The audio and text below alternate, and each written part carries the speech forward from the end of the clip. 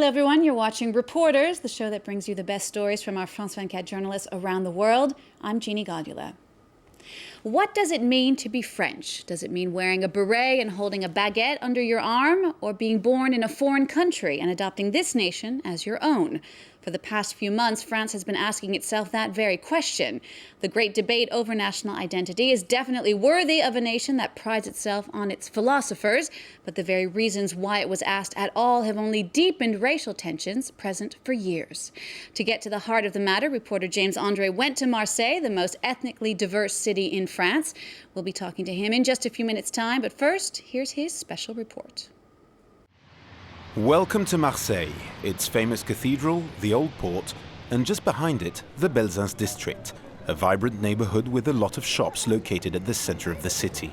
It is the heart of Marseille, an area open on the Mediterranean Sea which has welcomed successive waves of immigration. It's also where the Marseillaise, the French national anthem, was sung for the first time back in 1792. Mustafa has worked for the past 4 years in his father's halal butcher shop.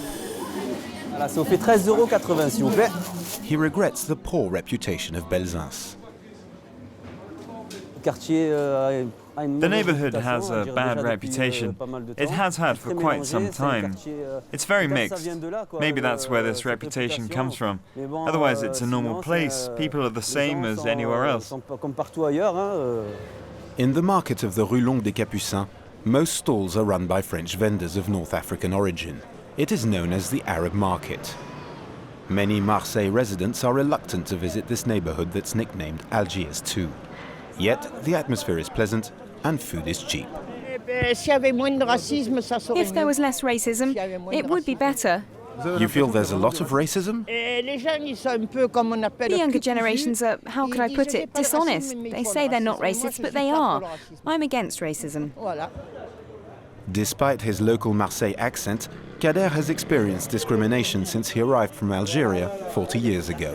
Why are you mixing all these? Then again, mixing can be beautiful. It makes beautiful children. According to him, things are getting better for immigrants in France.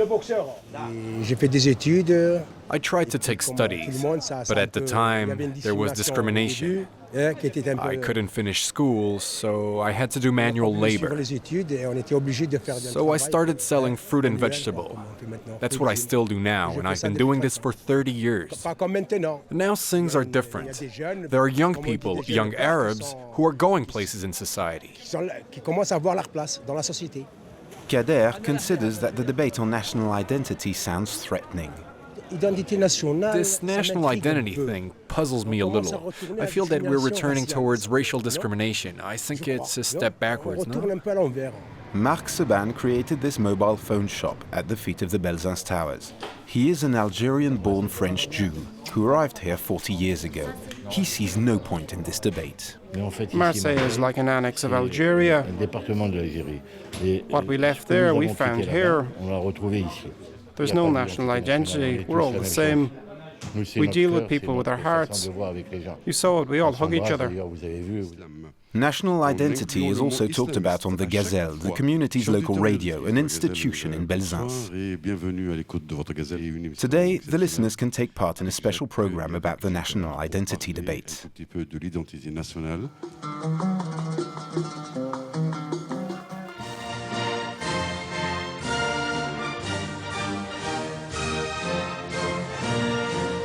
This debate is a distraction to make the people forget the economic and social distress we face at the moment and make them focus on the immigrants, allow me the expression, the Arab, the Muslim, scapegoat for all the problems of France. Minutes later, listeners start reacting on the phone. Excuse me, we have a call. What we want is to be recognised as real French people, because that's what we are, whether they like it or not. There are those who say we're French. Well, I say we're more French, and we have been for decades. Excuse me, I'm starting to stutter. So now they want to ban the veil. Why would they prohibit a small scarf that's not even 50 centimetres long? They just play with religion as they please. The longer I live in France, the more I think I'll just return to my country, because things are just going from bad to worse. We were already making efforts to be accepted. I've learnt French, I live in France, I pay my taxes, and I'm still looked upon as if I were a thief. Abdelmajid, the presenter, is especially concerned for the younger generations who don't know the culture of their countries of origin and who feel rejected.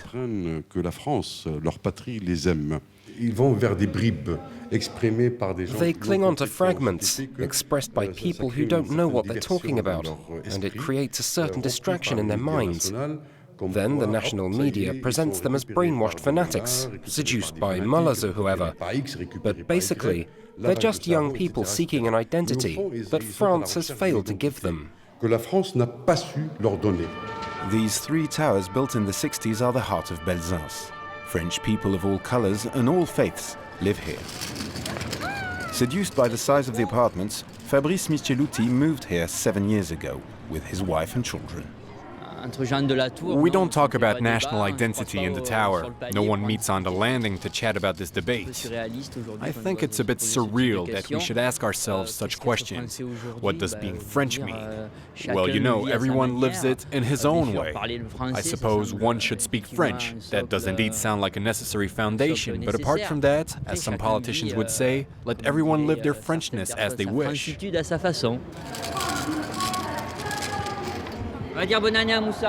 Moussa is the building's supervisor. He immigrated to France from the Comoros Islands. He arrived in Marseille 16 years ago after serving in the French Army's Foreign Legion. Here, everybody knows and appreciates him. Despite the different communities who live in this building, I've never had problems with the residents. Everyone gets on. When there's a problem, they talk to each other and solve it. It's never gone beyond that. For Moussa, it's time to go to the roof and check on the elevators. An opportunity to bring up the touchy issue of national identity with this Muslim who is also a former French soldier. National identity, when I hear about it, it just disgusts me. I wonder who's the real Frenchman and who the fake one is. That's the question. Who are the real French people? Who are fake ones? So today there are fake French people who deserve lessons and others who don't. That's the issue. If it wasn't for these elections, we would not have talked about national identity. What will we come up with in 2012? Maybe demolish the mosques? This mosque is one of the largest in Belzunce. It's a simple shop converted into a prayer hall, little space, and lots of people. There are 72 mosques of this type in Marseille, while over a quarter of the population is Muslim. With recurring themes such as the burqa or the slaughtering of sheep for the Muslim holidays, they feel singled out in the debate over national identity. Sarah, Mohammed and Hakim are three members of the JMF, a Muslim NGO that offers sport and cultural activities. Sarah is a student and she wants to teach French at public schools, but she also wants to wear her veil. We know very well that this debate is really about Muslims and their acceptance in this society. So I honestly think this is an unnecessary and very dangerous question. According to these volunteers who work with young people, the debate over national identity is stirring up problems. I don't encourage girls to wear the burqa, but I see how it is stigmatized. People are placing too much emphasis on this, and if nothing changes, the situation will get out of hand. When I was in the army, I learned and understood what liberty, equality and fraternity meant.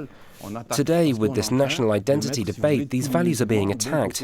They're pushing all Muslims to one side. They want to separate them from the rest of society and show everyone that they're black sheep, that they'll never integrate into French society. However, in Marseille things are evolving. Muslims will soon have a brand new mosque. Despite some opposition, the building permit has been issued and work should begin soon. According to a survey conducted by the mayor in 2003, 57% of Marseille residents support the project. We've noticed that half the donors were non-Muslims, and many support the project, saying it's normal, it's legitimate. They say they don't understand why it was not done earlier. The mosque will be built here, in the outskirts of the city, on the site of former slaughterhouses. It will welcome 7,000 worshippers and will have a 25-meter minaret. A ray of light will be used as a silent call to prayer. Nordin Cheikh, an Algerian, is the president of the organization that runs the project. He wants to build a French mosque that will blend in. I don't think that an imam should deliver his sermon in Arabic from beginning to end when 3/4 of the audience only understands French. There are Africans, Comorians, who do not speak Arabic. He must explain it in French. So for me, the future imam of this mosque must absolutely be bilingual. Back to Belzunce. Until the great mosque is built, the black African Muslims will continue to gather here to pray. A basement turned into a mosque where the sermon is always delivered in both languages. Today, the imam is of Comorian origin, and he has decided to talk about national identity. Sometimes, when you say you're Muslim, you feel ashamed. We're so poorly viewed. We're judged on a few extremists. People today talk about the burqa. They talk about the hijab. They talk about national identity. This is what's in the news at the moment. But who are they really talking about? We live in France and we're Muslims here in France. We must integrate. But integration doesn't mean we must abandon our religion. Makete Cissé is an example of integration. This computer engineer is the vice president of the Committee for the Great Mosque of Marseille. He chose to contribute to this debate over national identity. I have attended several debates. 80% of the time the subject is Islam. It feels like Islam is the real core of this debate. It is indeed a good question, but it isn't presented properly. So the real question is quite simply how to integrate Islam in Europe and in Western culture. That's the real debate. You can tell because nobody talks about civic problems or fundamental Republican values. Another real problem is social integration. In the most multi-ethnic neighborhood of the most cosmopolitan city of France, unrest is brewing over the debate about national identity. Reporter James André is with us here now on the set. James, the French government says that this debate on national identity has really nothing to do with Muslims in France, and yet many of the people you spoke to in your piece say that's exactly what it's about. Well, of course, in France, the Muslims, in Europe in general, I should think, the Muslims feel kind of stigmatized because a lot of things have been going on recently in the past months. There's been the famous Swiss minaret vote where a large part of the Swiss population just decided they were against minarets. There's also the burqa that the government is trying to pass a law at the moment to try and ban the burqa in public spaces in France. And so they feel stigmatized. They feel that they kind of looked down on at the moment by the French population.